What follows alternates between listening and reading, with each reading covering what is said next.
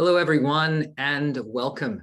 My name is Martin Andrews. I am the Communications Director at InquireEd, and we are so glad to have you here for our last webinar in our fall webinar series, The Future of Social Studies.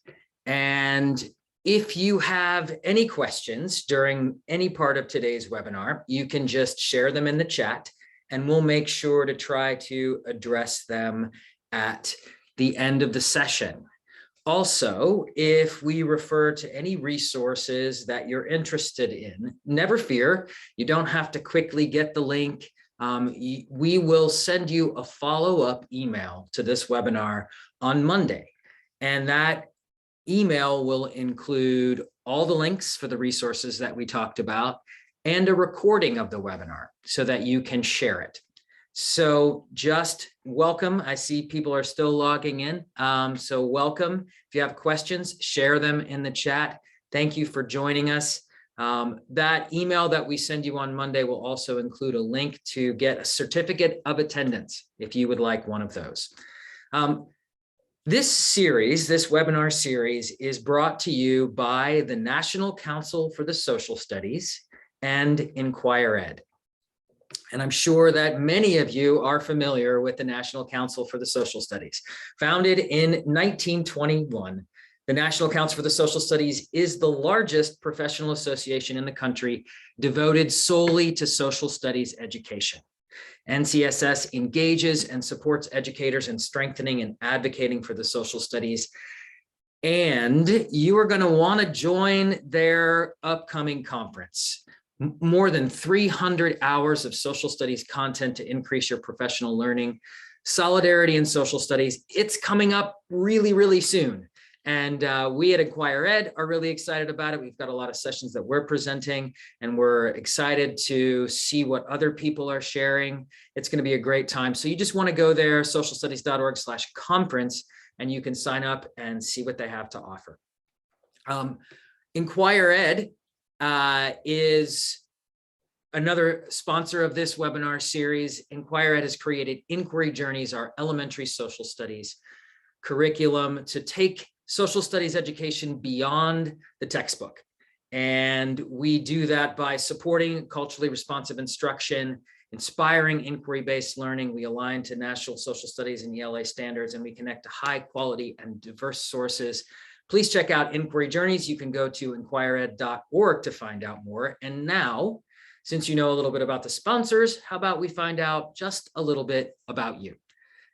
And so I want to take a poll and find out where you are coming from. It's already, in the chat. We've already got everybody sharing. We've got people from Maine, from the Philippines, from Maryland, Texas, New York, Tennessee, Simi Valley United School District in California, Oshkosh, Wisconsin. It's so great to see that this is just truly a national and global audience that we're talking about here. My question is, what role do you play in the educational landscape? And I'm going to launch a poll right now and tell you that if I didn't get your role on there, Zoom only provides me with a certain amount of roles. We've got elementary teachers, middle school, high school, instructional coaches, curriculum leads, district administrators.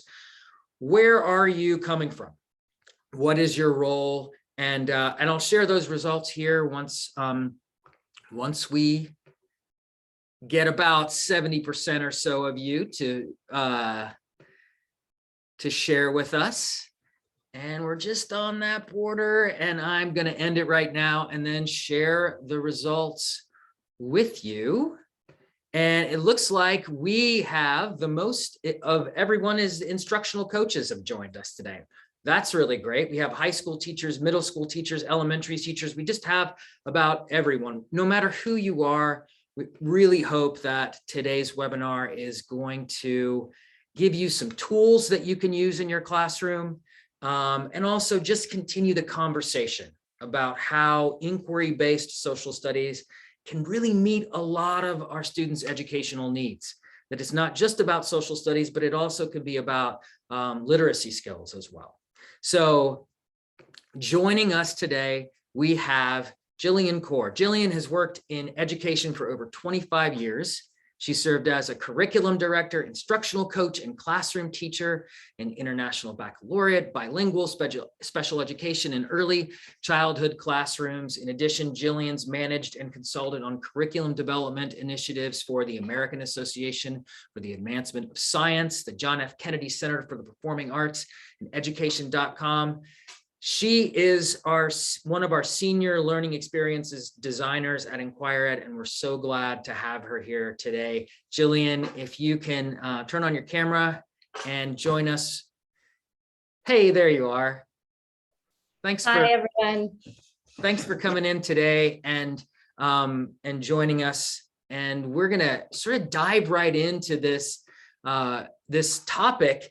And first, I want to frame things a little bit to say that when we're talking about texts, we're talking about text in inquiry.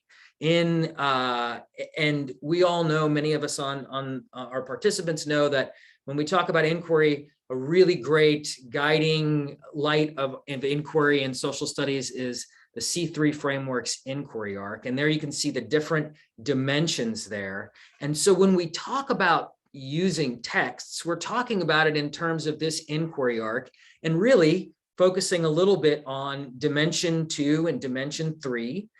Dimension 3 is evaluating sources and using evidence, and dimension 2, applying disciplinary concepts and tools. And when we're focusing in on inquiry, we're focusing in on what makes the use of texts distinct in inquiry-based social studies. And that is maybe using evidence over the course of an inquiry. This is primarily the purpose of texts in inquiry-based social studies. And also, we know that in inquiry-based social studies, texts have to be varied and diverse in order to support investigations. In order to support us coming to conclusions, we have to have a variety of texts to explore. And also, there's a close connection between the text that we explore and the disciplinary concepts and skills that we're building, like source analysis and evaluating sources. So this is just a real brief introduction, but now I want to turn it to the first question for you, Jillian. As you and your colleagues in the learning experience team at InquireEd start to design a unit, and what's the importance to you and the challenge for you of curating and selecting sources? Both the challenge and the opportunity are huge. We really see ourselves as conduits to quality content, not deliverers of it. So, we have both the mandate and the ability to go and really seek out high quality, authentic sources, voices that have been silenced, resources that might not get into the hands in classrooms that we want them to, but it's a tremendous responsibility as well. And so there's a lot of interrogation that goes on behind the scenes. And when we find that sort of just right source to promote inquiry, our next challenge is to think about what are the tools and the scaffolds that we can put in place to help students access that. So we have to kind of think about the two in tandem. Yeah, which is what I'm hoping to dive into today. Okay, well, we're going to dive into that, and I feel like when I kind of set up this webinar and talk to you about it, about leveling and leveled text, and we're going to get into that a little bit more. But how about just a little bit of, if you can give us a little bit of sort of a norming, so that maybe someone on the some of our participants aren't exactly familiar maybe with the basics of text leveling. Can you give us a little bit of the basics about it? Sure. It's a bit of an art and a science, and I think an imperfect one. But it's a terrific measure to begin with. We can look to computer algorithms, and when we talk about quantitative text leveling, we're talking about looking at lexile. So we're looking at things like text length and vocabulary, word count, sentence structure, and just kind of getting that measurable baseline for how readable a text is. And then from there, kind of forecasting what students' comprehension might look like. So it's pairing students and text. There's also qualitative measures, which are looking more kind of holistically at the format of the text, the length, the genre, the reasoning demands, what kind of prior knowledge is assumed. That's a much more human-centered way of measuring. And you mentioned we'd share out some resources. So I'm a huge fan of Karen Hess's tools, which really help you look at text and think about all of those. So I'd love to share those out. So it's kind of looking at those two in tandem to get a baseline reading of the level of a text. I think in shorthand, when people say leveled text, often we're over-relying on the computer algorithm, on the Lexile side of things. And so I think we sometimes conflate varying degrees of complexity under one umbrella of a numbered Lexile. Yeah. And so with that introduction, I want to pose this question. To level or not to level, is that the question? And when I came to you and said, is that the question? You said, no, not really, not really. That's not the question. And that it's actually more of a yes, and that it's not a debate about whether we should use it or whether we shouldn't use it. And talk to us a little bit about the approach that we take when we include leveled text. Like, what is the balanced approach that we use? So, my roots are really strongly at K2. I was first grade teacher forever. And, there is a real power in putting a text into the hands of a young reader where it's in their zone of proximal development. They can experience a high degree of success with both reading and comprehension. I think the dilemma we have is that when that is the only text that a student is exposed to, we're limiting a lot of thinking opportunities, learning opportunities, connections to their identities, their experiences, the world, their interests. We've all had those students whose, they're just cognitive interests and abilities are like so far outpacing their decoding. And so we really don't want to limit students that way. And in social studies, I think it's particularly important, as we'll get into in a moment, in terms of really elevating the content and really accessing authentic, high quality content. My favorite quote from Tim Shanahan, who's a literacy researcher I'm sure you're familiar with, is like, athletes cross-train, right? It's not about doing one thing all the time. So, all level texts aren't going to help students, and all complex texts that are well beyond zone of proximal development, particularly without scaffolding, are not going to help students. So we want to find that balance point and marry the two. Yeah, and you brought in an example, because I feel like within that I'd love to hear you explain and give an example, and you brought one with you of how almost social studies, by the nature of social studies and the content that we're examining, that there can be limitations that come when you go with that all leveled text approach. And I'm going to forward on to this next slide and then let you kind of take over to tell us what we're going to look at and what we're going to do here. Right. Okay. So this is an example, and full disclosure, this is an excerpt of a text. This is for discussion purposes, right? But this is a very popular online resource that educators might turn to get leveled text. And this is a social studies passage that we're going to look at leveled for fourth grade, and then we'll look at it leveled for second grade. So maybe you could launch the fourth grade excerpt. Sure. And I'll go ahead and read Martin, would you read that for us? Absolutely. Columbus sailed to this new world, as Europeans called it, 4 times.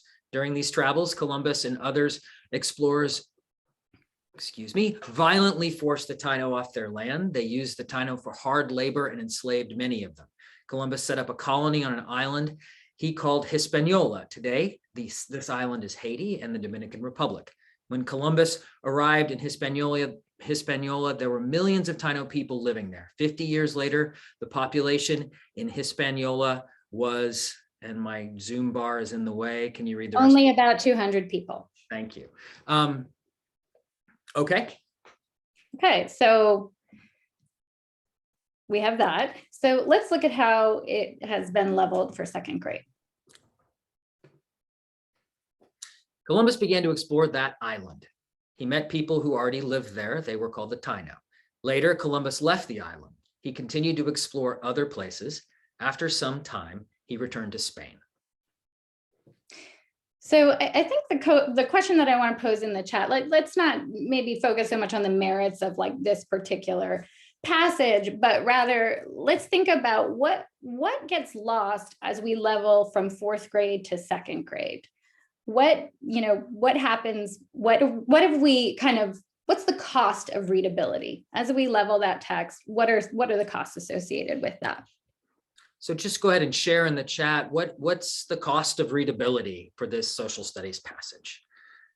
And we have the chat going right now. Content, a more complete history, Angelica says, details, any ideas of multiple perspectives on this event, key concepts, key vocabulary, important details.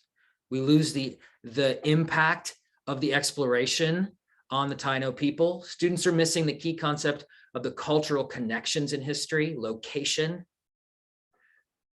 Okay, I know 2nd graders would have some questions if they heard the 4th grade passage. Great point, Carla.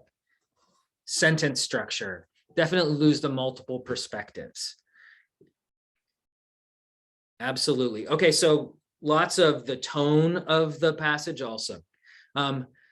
Yeah, so maybe take us, should we go to the next slide, Jillian, and maybe talk about some of those issues that people have brought up? Because I think they're right spot on. Absolutely. I think they hit most of the points that I would want to make, which is sometimes when we kind of, when we reduce complexity, we reduce it across the board. So we're reducing the complexity of the text in terms of decoding challenge, but we're also reducing the complexity of history.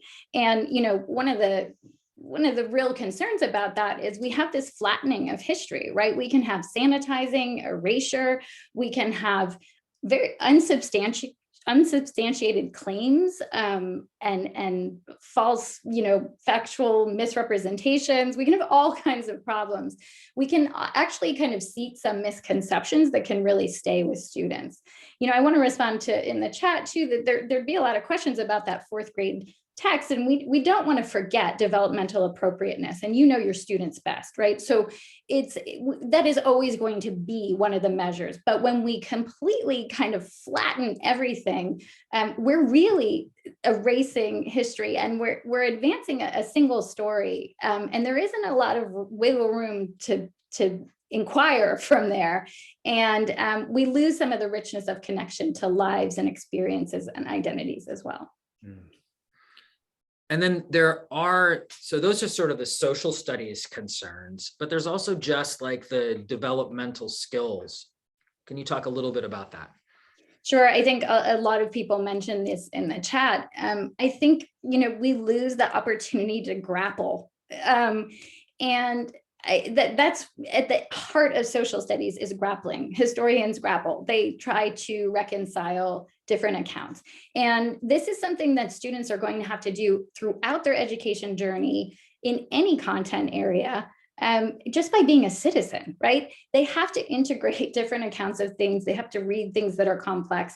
And so we want to start building those muscles now, and not expect that in middle school and high school, they just, students just magically have these thinking dispositions and understand how to think critically about content, or also, just practice these like really transferable metacognitive skills. We're going to look at ways that we can use texts and other kinds of sources to just like build these skills, practice these skills, model them, scaffold them, make them visible, so that kids over time will begin to integrate this themselves and begin to do it with more automaticity. And so we want to think of it as like a long, slow roll into those upper grades. And also just from a social emotional perspective, I think just that ability to engage in productive struggle and persist is also so important to the educational journey. And, I think our students are deserving and worthy and ready for rigor, and we need to come at it with an asset-based perspective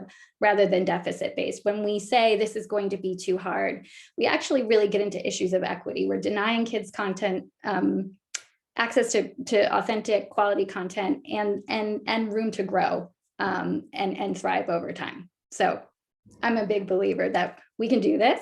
The how is really the question. Yeah. And so you talked about some shifts in thinking and shifts in strategy that had to do with, instead of thinking about leveling, thinking about levering. And instead of like thinking about really short-term kind of comprehension in terms of, can you answer 3 questions about this from the beginning, sort of thinking about it as a long game, which is what we want to do in inquiry-based social studies. And I really appreciated this way in which you had framed this. And so let's have you talk through a little bit what you're meaning by the levers and the long game. And I can see in the chat, like, people are already generating ideas that have to do with these, really. So I want to ask you some questions about this idea of levers. So if it's not just like, if I'm not just leveling the text, I've got that, 4th grade text that I maybe want to use with 2nd graders. What are other variables that we should consider when we're approaching that text? Okay, great. We've found the perfect source, let's just say, and it's complex. One thing we didn't talk about are reader variables, reader and task variables. So there's a whole subset of variables that we don't have access to, right, as learning designers, but educators in their classroom certainly do. And these are, reside within our students. What is the level of motivation? What is the level of engagement around this topic? What experiences have they had to date, both lived and reading? What are the readers bringing to this text? Where are they in their battery of thinking and critical thinking and close reading skills, right? Teachers will know this. The other variable is the task. Like, how complex is the task that we're asking students to do? Is this a really sophisticated, evidence-based claim-making activity, or is this about answering a very narrow question collaboratively with peers? We're going to have a very different approach to how we're going to use the text. We might chunk it. We might have students really lean in and spend more time with the text itself. And so those variables are levers that I like to say, we can't have them all up at once, nor do we want to have them all kind of down at once. We need to think about how can we calibrate and kind of reduce one level of challenge so that we can really boost another. Yeah, I can see that. That's real. And what it really is finding the zone of productive struggle too, right? Because that's what you're trying to design for. Too much struggle and they're going to give up. Too little and they're not building the skills or the knowledge that they need.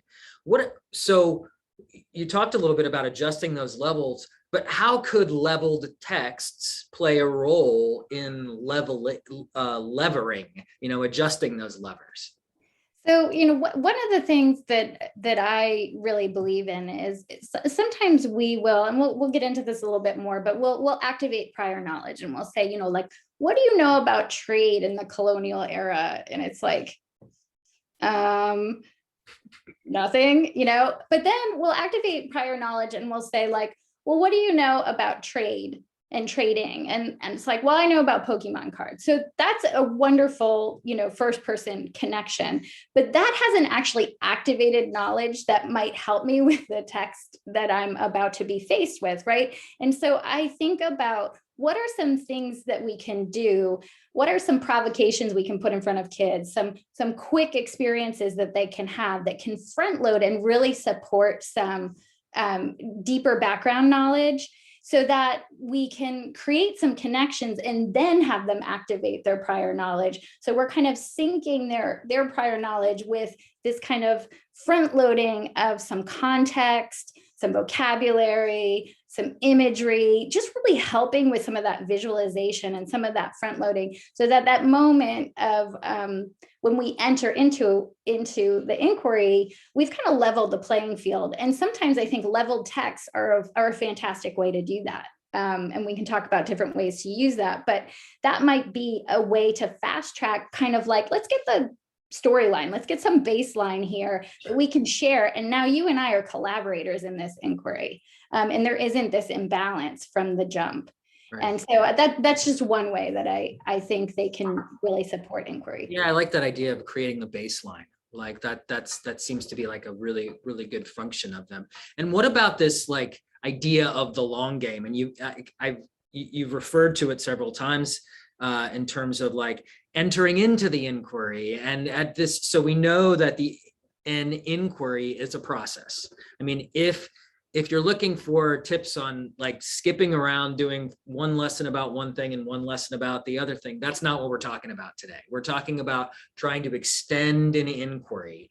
And so in the context of a sustained investigation of content, which inquiry-based social studies promotes, I got some questions. Is it okay if students don't understand a text the first time they read it? I think when I was teaching, I think that would have worried me before I got into more of an inquiry-based approach. So help me with that question. I do not want to speak for the royal we, but I want to say that in this context, I believe that it is okay. I think that it is an end goal and not a one and done beginning goal. I have to say, I do not understand, the tech guide the first time I read it, when I have a new piece of technology and I need to come back at it several times, and I might need to tinker with it, and I might, need to read it again. And I think we need to like reveal that to kids, that it can take multiple goes to really reach full understanding. And we want to keep scaffolding and moving, and we don't want to let them off the hook to really do the rigorous work to understand. But the idea of it being fully comprehensible at the first read, I think is something that gets promoted when students are only experiencing this narrow window of level text. That kind of reinforces this expectation, right? That everything I read, I will be able to read fully and comprehend fully. So just kind of throwing them a little bit and saying, there's struggle here, and here are tools, and you can do this. And just think about the back end, how it feels to actually have success with that text. Yeah. Since this is a long game and you have more than one shot, how do you decide when students should encounter a complex text? It's a great question. So I'm very curious about what educators think, but for us as learning designers, you can argue either way, right? The preamble to the Constitution, we might want to hit that out of the gate. And then our inquiry is about, looking to, adding layers of meaning, looking at, how well we've sort of lived up to that, right? And then in another inquiry, we might be building, introducing kind of some background knowledge and the kind of attention of history, and then building to look at maybe looking at some historical images or artwork to kind of get the landscape of this moment in time, and then looking at two complex texts that might present wildly different accounts of what happened, and the students have had a lot of scaffolding to really begin to approach those texts and try to reconcile them. And so, sorry, I'll say one more thing. It's not beginning or end. It's often beginning, middle, and end, right? It's multiple touch points. Yeah, it's the spiral. It sounds like the inquiry process and the reading process are similar in terms of their layering. Is that a way to think about it? I think in this context, right? In this context, I think we can think about it that way. Inquiry is really student-centered, and at the end of the day, I believe reading is student-centered. It is about the reader meeting that text in order to make meaning of it. There are internal processes that have to happen. There are questioning strategies that have to be happening within me. I'm bringing my full self, my lived experience. So it's there is this kind of meeting that has to happen. And I think that's analogous to inquiry, where we're putting students at the center, and their kind of questions and wonderings and noticings are really driving a lot of the process of learning. And I think we sometimes think about the reading challenges of, the complex text as puzzles. And we even in a lesson we're going to get into in a while, we say that to students. This is a puzzle. History is a puzzle. And this is the work of historians to put these pieces together and make meaning. And so like letting them know that we're left with more questions than answers here can be a really empowering and authentic thing to do. We lost you, Martin.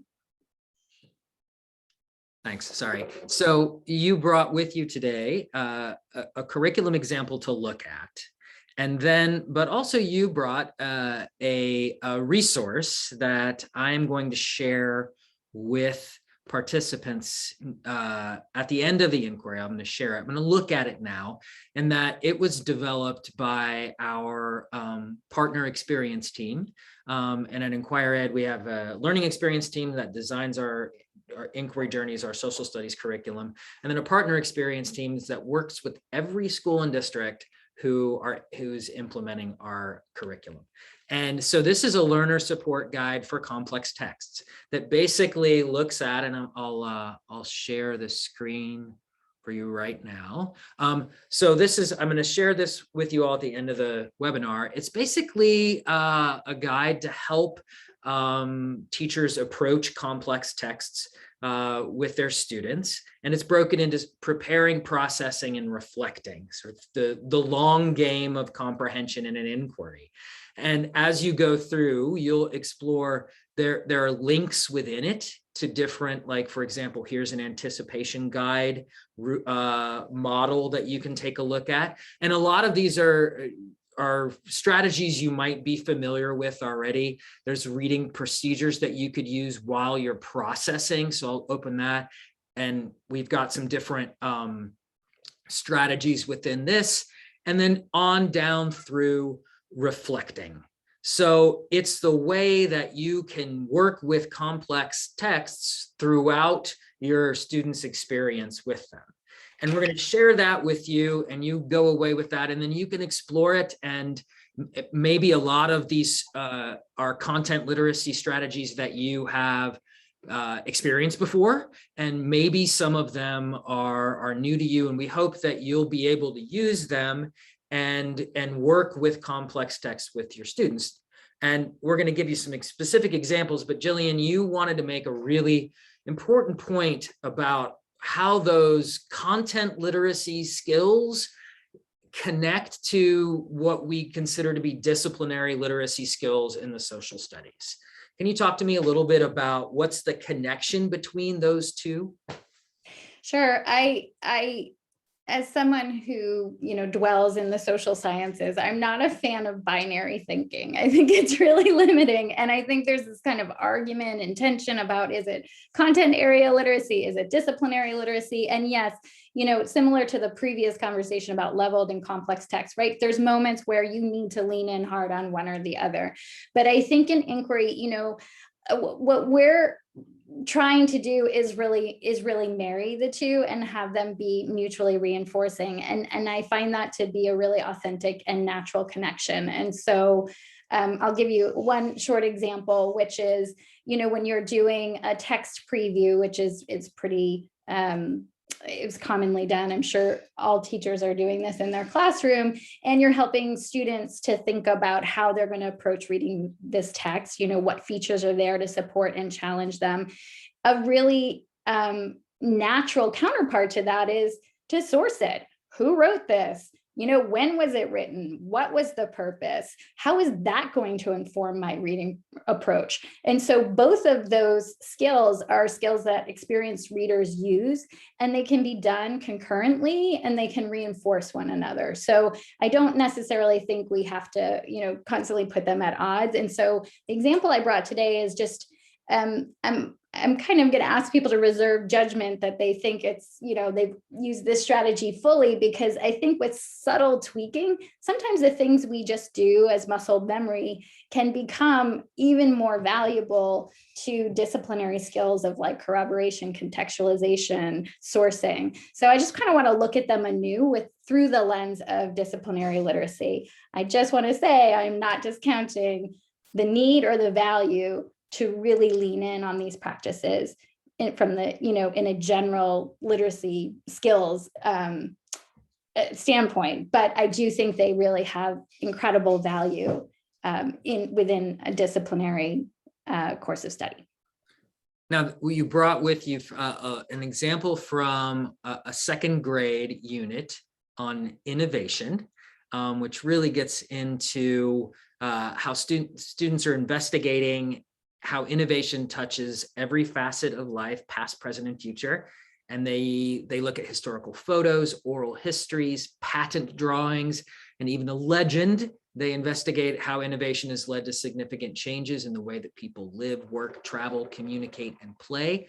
And they consider how innovation changes society as a whole as they make their own blueprints for inventing a better world.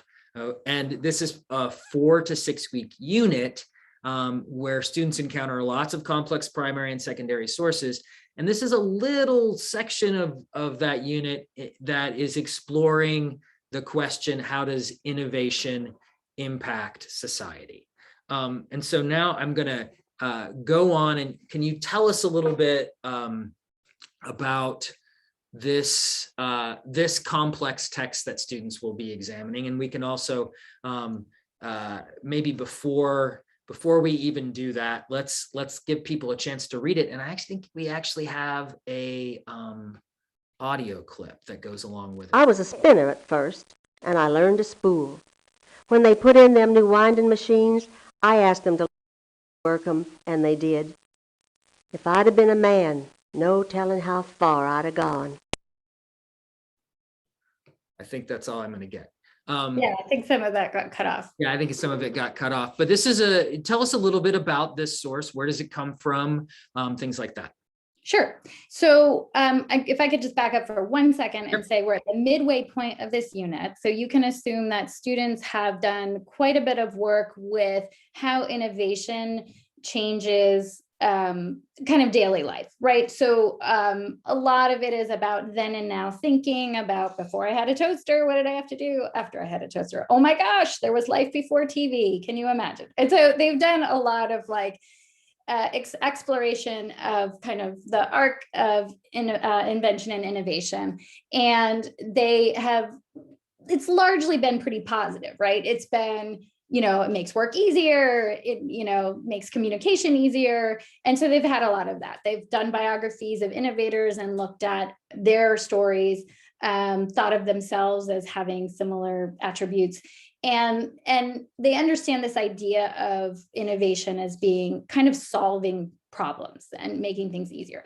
So now we, in our standards coverage, we're tasked with really looking at the Industrial Revolution and also doing some deep work with sourcing. So students have had a little bit of experience with oral history, and they had, as an extension possibility, an interview with a community member about life then and now. So they've looked at a lot of historical photos. So they've had some experience with sourcing, and they have some understanding of innovation. This text that we're looking at comes in the second lesson in this module. So I'm going to kind of jump backwards in a minute and tell you what came before it. And this was our attempt to bring kind of an authentic voice from the past into the classroom. And it was a needle in a haystack to find a student-friendly oral history from the time period of the textile mills. And so the question I would have for educators on this webinar is, why might this be a valuable text or source to explore in your classroom? And what might second graders find challenging about this source? If you have any thoughts in the chat. Yeah, share them in the chat. If you can take a look at this source, why is it valuable to investigate this source? And what might if you were a second grade teacher, what might your students find challenging about this source? So in the chat, it's a primary source perspective because it's from a real person, my students would say, absolutely. What might students find challenging about this source? How is this a challenging source for a second grader? If you take a second to read through it. What's a mill worker? Authentic language. They might not know what mill and the tasks were like. There's vocabulary like spinner and spool. And then there's the sort of old-timey language like aben and yeah. Would they understand the historical context? Who did the interview could be important. They're getting into sourcing. I love the sourcing. I think I omitted that. Good. So yeah, like those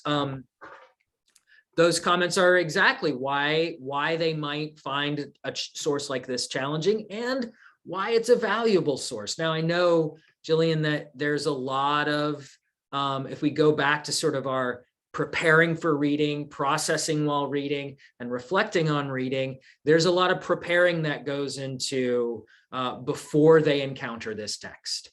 And these activate prior knowledge, establish the purpose, generate questions, prepare for knowledge of the text are all taken from that guide. And talk us through a little bit the examples of how students are preparing to read this text. Okay, great. So prior to the lesson with the mill worker, we launch this module by asking the essential question that Martin referenced, which is I've written this a million times. How does innovation impact society? You got it. And so we're trying to get them to think more globally. So we have to do some unpacking of society and all of that.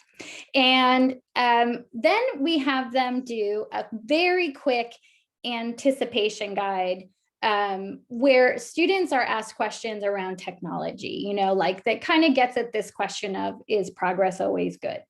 Just like, what are you thinking? What are your thoughts about this? Like, are inventions helpful? And like, do machines make work easier? And like, where are you in your thinking about this? Just check. Just kind of like seeding them in some thinking about impact, because that's a hard word to unpack. And so they just kind of do some discussion about that. And that is, just like one way that we try to activate prior knowledge and just kind of get them thinking. And remember, this module is really building to taking action right at the end of the inquiry. And so at the end of this module, we want them to begin thinking about the implications of technology for their own communities and in their own life in modern day society. So we thought, like, why not hit them with the question up front? So that's one way that we get them invested. They're about to read a text in this first lesson that is going to give them some context. People rightly pointed out, like, how would they understand a mill or this time period?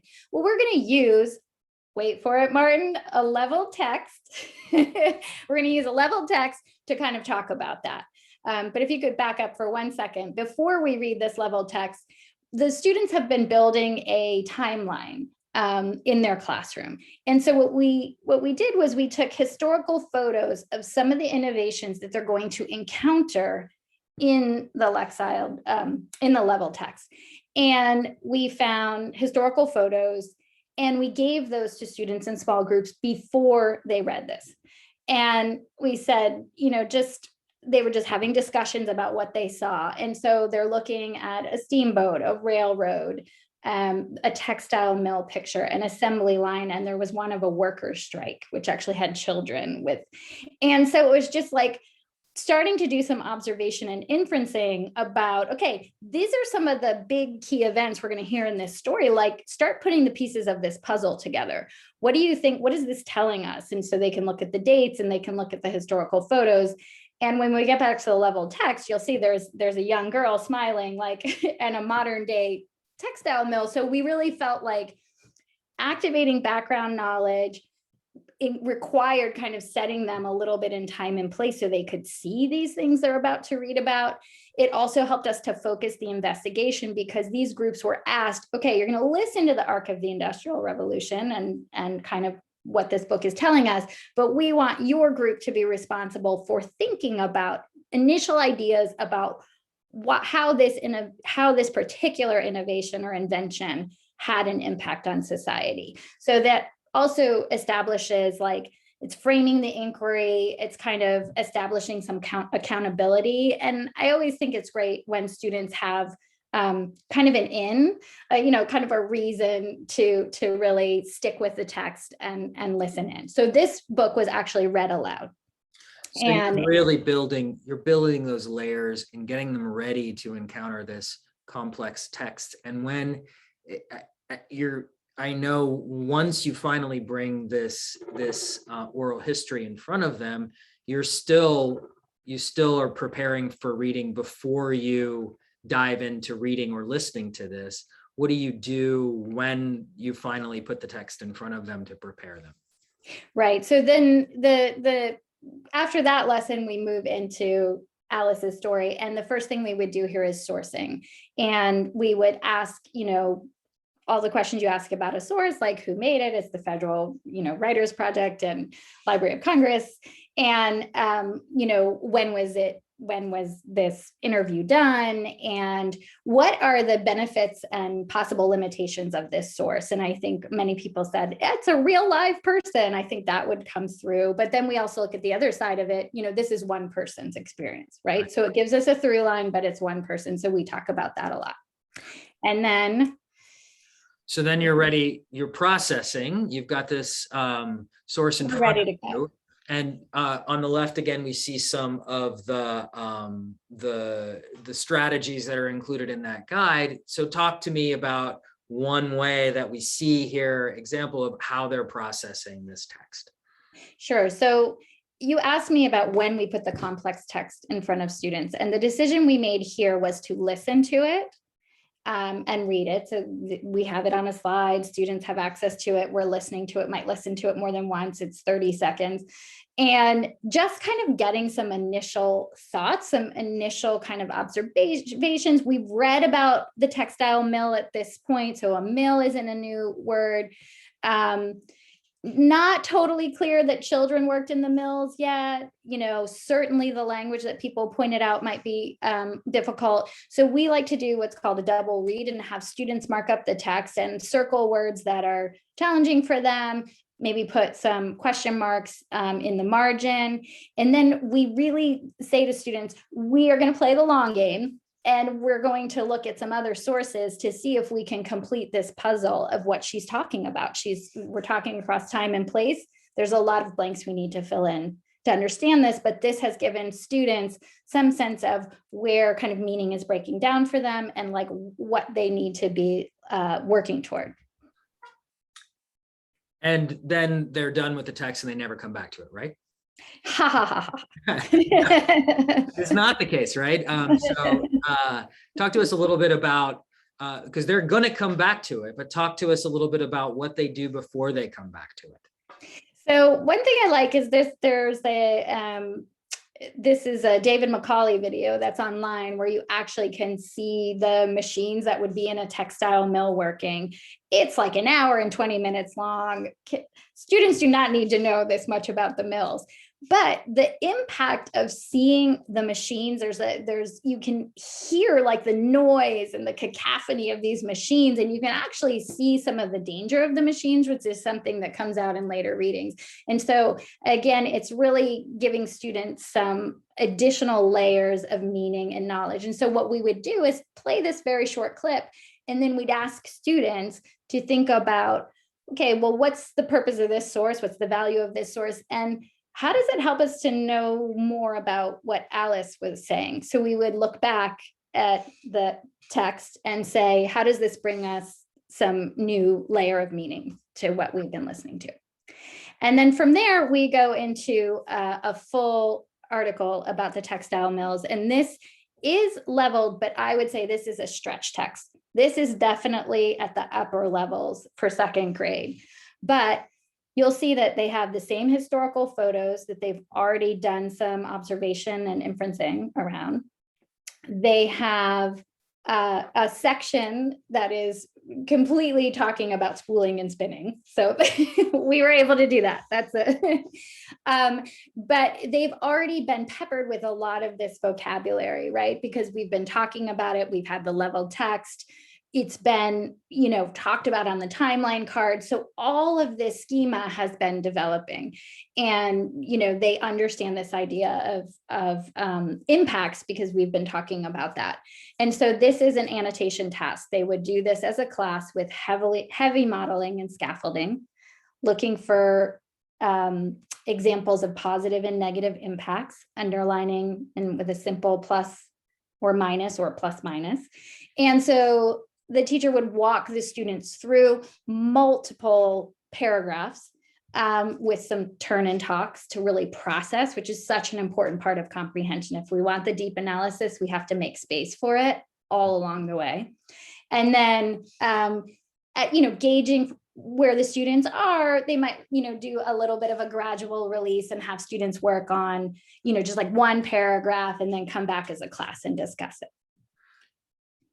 And so we're going to head back to the text after we build up all of that pre-knowledge, so that when we encountered it, and then went off and then really build up these sort of on the edges of the text, all around, surrounding it. We're going to reflect on this text, and we're going to summarize, we're going to generate more questions, we're going to synthesize information. Talk to me about what they do when they're reflecting on this text. So then students would come back and they would listen to it one more time to kind of close out the lesson. And they would really reflect on, how has my understanding of this grown? What lingering questions do I have? That is a moment where a teacher might come in and really close some of the gaps, right? Because it's an interesting, I like to call it like low walls, high ceilings. Pretty much any student can come away from this understanding that, wow, kids worked in the mills, which is also in the article.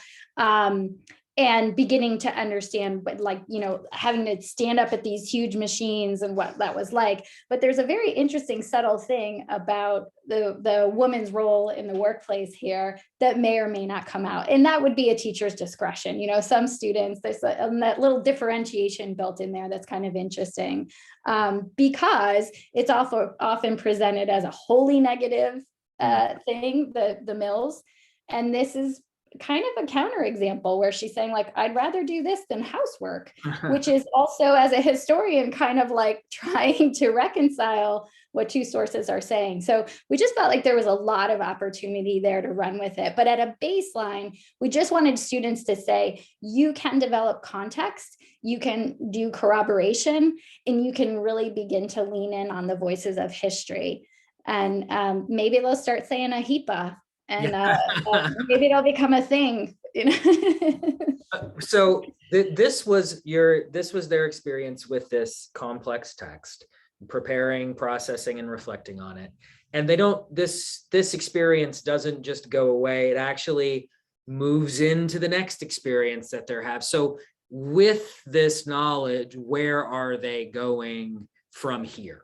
And I think that was really important for you. You said, we got to tell people where they're going next, because they're going to use all these skills and this knowledge that they've developed throughout the rest of the inquiry and the rest of the module. Talk to us a little bit about where they're going next. So very briefly, they move into looking at the railroad and the building of the Transcontinental Railroad. And they have already done a lot of analysis of historical photos earlier. So they're looking at this photo on the left, which is a very famous historical photo. That's the moment the two railroad lines connect and the Transcontinental Railroad is formed. It's staged. The actual workers are not present in this photo, which is a story in and of itself. So the students look at this, they do a see, think, wonder, and then they read an article about the building of the railroad and the impacts of the railroad. This is also a challenging text, also leveled, but at kind of an upper edge stretch text, but they are annotating in exactly the same way. So they are looking for positive impacts and negative impacts. So the reason I like this example is that the task was scaffolded, the yeah, we moved the lever, right? Yep, we Like, did. the task is challenging, but you've done it, you've seen it, we walked Yeah. through it, we know what to look for. The impacts, many of them are very similar, right? So they're going to see some things that they recognize. Again, this is done in partners or small groups. That would be a teacher's discretion, right? But they have a lot of scaffolding, and they have this layering and layering and layering of content that helps them. And from there, they move into listening to John Henry, and they do a map where they listen to this legend and kind of look for echoes of the time period within the legend, which is so interesting because I think often we use text sets, right? We're like fiction, nonfiction. And I just love that as a construct. And the idea that kids can look for what's resonant about workers or the time period or production or the railroad. There's lots of gold to be discovered. And I think that sense of, being able to understand the time period comes through it really in sharp relief. And then they reflect on the essential question, and they have much more to say about that.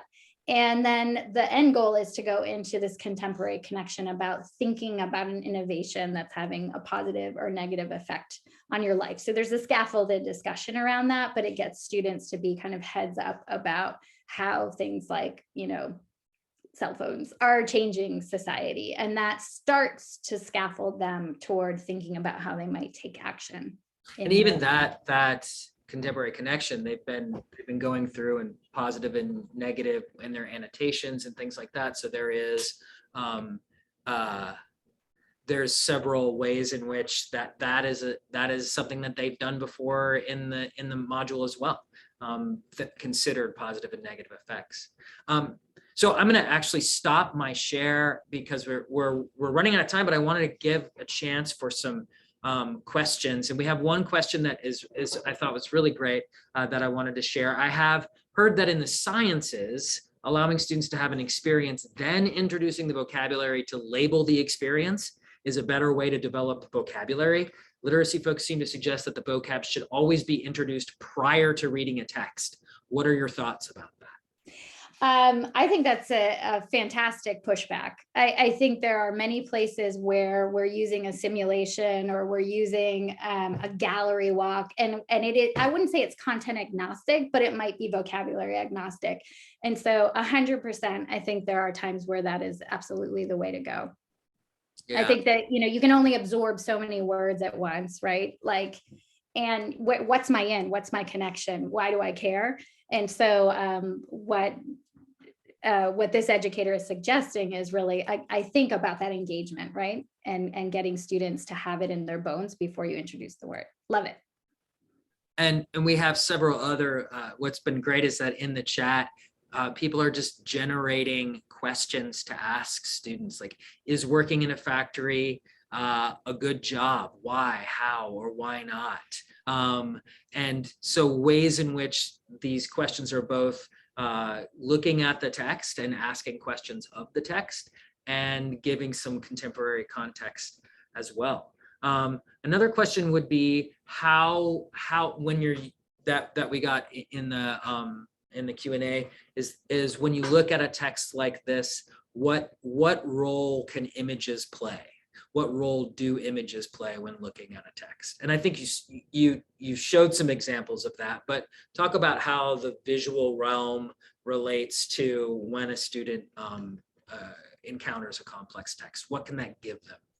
Yeah, I think of images as being a complex text to read, right? So we do a lot of work with actually analyzing and talking about, maker's purpose and what we're actually reading and where do we read power in this picture and like whose story is this and all of that. So I think analysis of photos outside of text and then embedding them in the text is really, really helpful. I think with young readers, there's a lot of research that like the pictures are kind of like, they can rely on them for support, for comprehension, but you can't assume that they will. So if I think it's really essential that they analyze it, I would do it outside of the text as well as in the text, because it can be a lot to integrate at once. But the more you can put in historical photos, I think the better. Yeah, I'm going to actually go ahead and share the guide with folks. and another question, it sounds like most of this inquiry is whole class. Do you ever, and I know that you could probably respond to that perception, do you ever use centers, this person asks, Karen asks? We definitely do. And I mentioned the biographies. So some of that was research-based, where it was more, students, it was teachers' discretion, whether it was independent or paired. And so they had like a core text, and then they would have like more of a web quest where they could look at multiple sources. We often do gallery walks where they can do kind of like a walk in, not Chalk Talk, Chalk Talk, where they might have different centers where they can see different artifacts and photos. So like the ones that I showed that were in a timeline, that would be a great little center and say like, what's the story you see here? And so we would often have like a chart paper kind of conversation going where they're cycling around. But absolutely, this one happened to be a little more whole class because we were kind of focused on the text, but 1000% vary it. And I would think that you would say that most of the inquiries that we and if everybody could just give that resource a try there to see if it opens for them, I'd appreciate it. If it doesn't, then I will definitely share in the email follow-up. Yes, it opened, Joanne said. Great, Joanne. I think that most of the inquiries that we do in the lessons that you design, would you say that they're not necessarily whole class? They are really student-centered and working in smaller groups at the teacher's discretion, but there's the possibility of doing that in most inquiries. Yeah, there's often a spark that would be whole class. And then, the actual task of kind of making meaning is happening collaboratively with partners in small groups. There's often touchbacks where we come back as a class to share findings. So the idea being that a lot of what is being gathered is going on an anchor chart. And we feel really strongly that when students are having these small group or partner experiences, we want to share that wealth of knowledge with the class. And we don't want like there to be an issue where one group maybe struggle. And so now they're like, for the whole context of the inquiry, not having access to information. So a lot of the whole group touch points are about let's collaborate and make meaning as a group. Great.